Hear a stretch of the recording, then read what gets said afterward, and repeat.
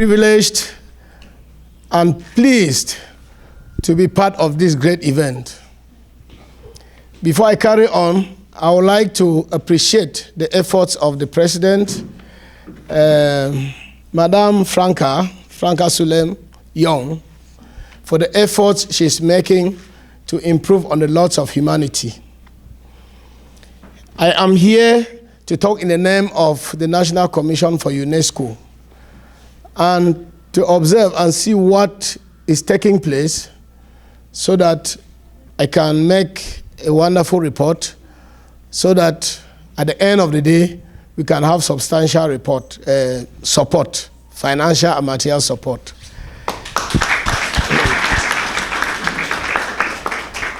I will begin by situating this movement within the context of the strategic axis of UNESCO.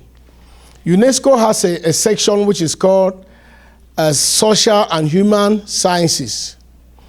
That section has strategic axis, and what we are doing here falls in line with it. We have 6 axes there. The first one is social transformations, and I think there are social transformations that have caused the IDPs to be here with us in Yaoundé. We also have one which is intercultural dialogue.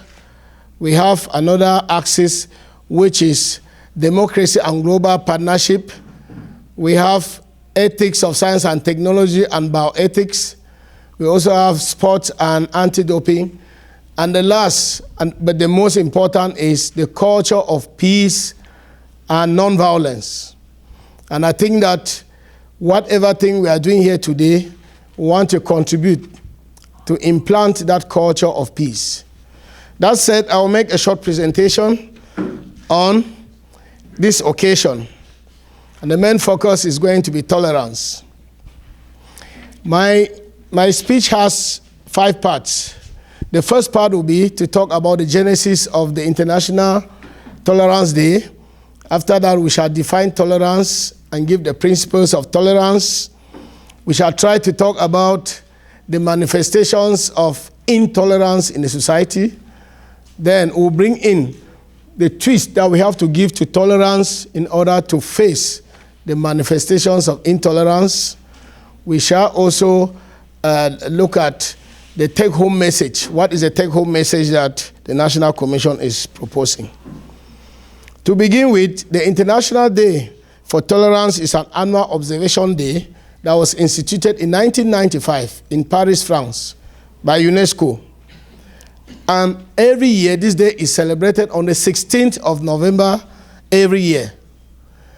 It is supposed to be celebrated on Monday, which is the 16th, but as mad as she is, she has anticipated, and I think the early bird catches the prey. Every year, they celebrate this day under a specific theme, which gives a sense of orientation to the activities. The theme of this year is learning for people, planet, prosperity, and peace. That is the theme for this year. Then, this theme underscores the integrated nature of education, its humanistic aims, as well as the central role that it plays in our collective development and well-being. This is the genesis, in brief, of this International Day for Tolerance. Then, what is tolerance? Tolerance is defined by UNESCO as the respect, acceptance, and appreciation of the rich diversity of our world's cultures, our forms of expression, and ways of being human. Tolerance is indeed a state of the mind, an awareness and a requirement. It is to realize that cultural diversity is a form of worth, not a factor of division. It is to perceive that each culture, beyond immediate or apparent differences, is a constituent part of universality and speaks the common language of humanity. The practice of tolerance does not mean toleration of social injustice or the abandonment or weakening of one's convictions. As it says in the Declaration of Principles on Tolerance adopted by UNESCO in 1995, It means that one is free to adhere to his principles and also allow other people to adhere to their own principles.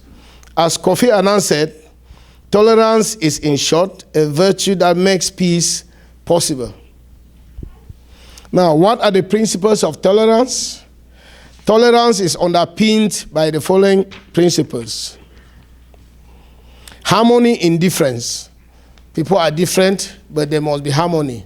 And for that harmony to take place, we must tolerate and accept people, even with their shortcomings. It is not only a moral duty, but also a political and legal requirement. Tolerance is the virtue that makes peace possible, contributes to the replacement of the culture of war by a culture of peace. Tolerance upholds democracy, the rule of law, as well as the universal human rights and fundamental freedoms of others. It is to be exercised by individuals, groups, and the state. Without tolerance, there can be no peace, and without peace, there can be no development, no democracy. At the level of the state, tolerance requires just and impartial legislation. What is the state of the art on tolerance that calls for our immediate action and intervention? All over the world, societies are undergoing deep transformation coupled up with globalization. This context is supposed to offer great opportunities for dialogue and exchanges to take place in view of achieving a harmonious living together. On the contrary, we find new challenges sharpened by inequality and poverty aggravated by the upsurge of COVID-19, enduring conflicts and movement of people. We find the rise of exclusive politics and discourse of division. We find the frequent use of hate speeches in the society and social media. The transformation of diversity into weakness rather than strength. We find people being scapegoated and repressed. We find barbaric terrorist attacks tearing the culture of living together into pieces. People of all strata of the society being kidnapped and asked to pay huge ransoms. Violence and bullying at school, including cyberbullying. We find discrimination on the basis of race, physical disability, color, social rank, ethnicity, and so on. In the face of these manifestations of intolerance, how do we perceive now tolerance? How should tolerance be practiced? Tolerance must be more than indifference and the passive acceptance of others. Tolerance must be viewed today as active movement rather than being indifferent. And as one American president said, J.F. Kennedy, the hottest place in hell is reserved for people who preserve their neutrality in the case of social immorality. Tolerance must be seen as an act of liberation, whereby the differences of others are accepted as the same as ours. The respect of the great diversity of humanity on the basis of human rights. Reaching out to others across new bridges of dialogue. Tolerance must be seen as all combat of all forms of racism, hatred, and discrimination, because discrimination against one is discrimination against all. What is the take-home message on this Tolerance Day that we are celebrating under the canopy of the Afrogiveness Movement? The application of the principles of tolerance is a precursor to peace and constitutes a collective responsibility that requires meaningful action from both the state and individuals. For this reason, governments should design and implement new policies that respect diversity and pluralism on the basis of human rights.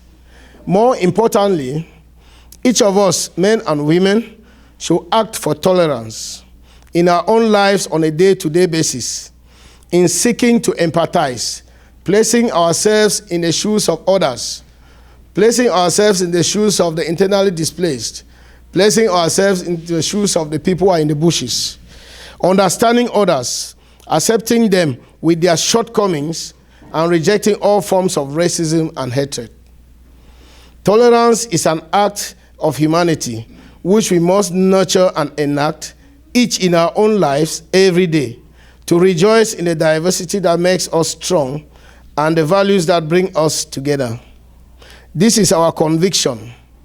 On this celebration of the International Day of Tolerance, COMNAT, that is the National Commission for UNESCO, invites you all to share this message of tolerance and peace. Thank you for your kind attention.